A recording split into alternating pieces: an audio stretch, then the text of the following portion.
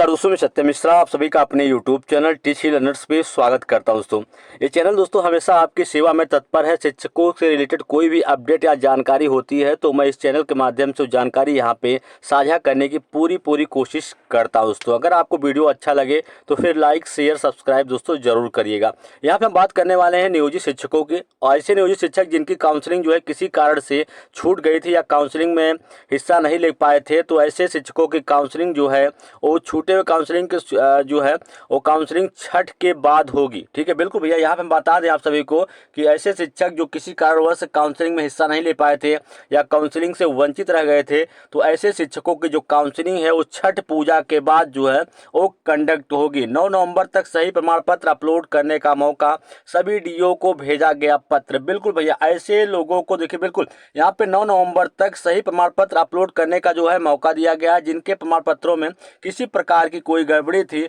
उनको यहाँ पे सही प्रमाण पत्र अपलोड करने का जो है मौका दिया गया है।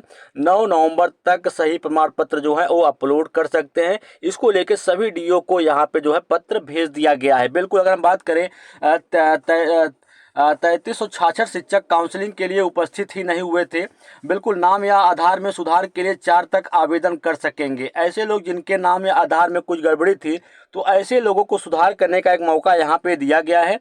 वो 4 तक बिल्कुल भैया यहाँ पे नाम और आधार कार्ड में सुधार के लिए 4 तक जो है वो आवेदन कर सकते हैं। सतत परीक्षा उत्तीर्ण 48,000 शिक्षकों की काउंसलिंग जो है छठ पूजा के बाद होगी, और इसके पूर्व शिक्षा विभाग ने शिक्षकों के उनके नाम, आधार संख्या आदि में सुधार करने तथा प्रमाण पत्रों को वेबसाइट पर अपलोड करने का जो है समय भी दिया है। यहाँ पे विभाग ने सभी जिलों को मंगलवार को आदेश जारी करके दिया है और कहा गया है कि 1 अगस्त से लेकर 13 नवंबर तक चली काउंसलिंग में विभिन्न कारणों से 48,000 शिक्षकों की काउंसलिंग जो है अधूरी रह गई थी या काउंसलिंग उनकी नहीं हो पाई थी। इनमें से 3,366 शिक्षक ऐसे हैं जो कि काउंसलिंग के लिए उपस्थित ही नहीं हुए थे। तो विभाग के उप निदेशक विश्वनाथ प्रसाद ने सभी जिलों के जिला शिक्षा पदाधिकारी को इस संबंध में पत्र जारी किया और साथ ही निर्देश दिया है कि विभाग के इस पत्र के आलोक में आगे की कार्रवाई जो है वो सुनिश्चित की जाए।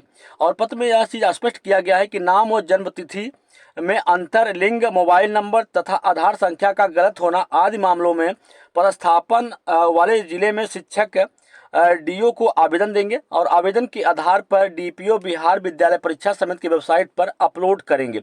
और इसके साथ ही शिक्षकों द्वारा दिए गए सही प्रमाण पत्र भी वेबसाइट पर अपलोड किए जाएंगे। शिक्षकों के द्वारा पूर्व में अंकित नाम, आधार संख्या आदि में यथावत जो है रहेंगे। ठीक है, बिल्कुल उसमें किसी प्रकार की ओवर राइटिंग नहीं की जाएगी। तो ऐसे शिक्षकों की संख्या 10,219 है। तो बिल्कुल भैया, संदिग्ध प्रमाण पत्रों को मिला समय, जो लोग संदिग्ध प्रमाण पत्रों के मामले में पकड़े गए थे या उनकी काउंसलिंग जो है नहीं हो पाई थी, तो ऐसे लोगों को यहाँ पे जो है समय दिया गया है। विभाग ने जारी आदेश में यह भी कहा है कि जिनके प्रमाण पत्र संदिग्ध पाए गए थे उन्हें सही प्रमाण पत्र बिहार विद्यालय परीक्षा समिति की वेबसाइट पर अपलोड करने के लिए 9 नवंबर तक का जो है समय यहाँ पे दिया गया। शिक्षक अपने लॉगिन आईडी और पासवर्ड के माध्यम से सही प्रमाण पत्र जो है वो अपलोड कर सकेंगे।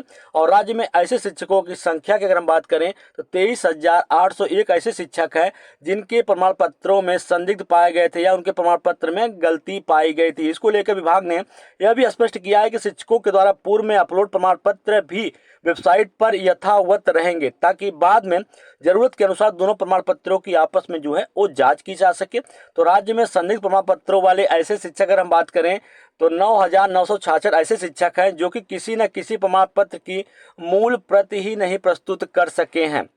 बिल्कुल भैया, उनके पास मूल प्रति ही नहीं है।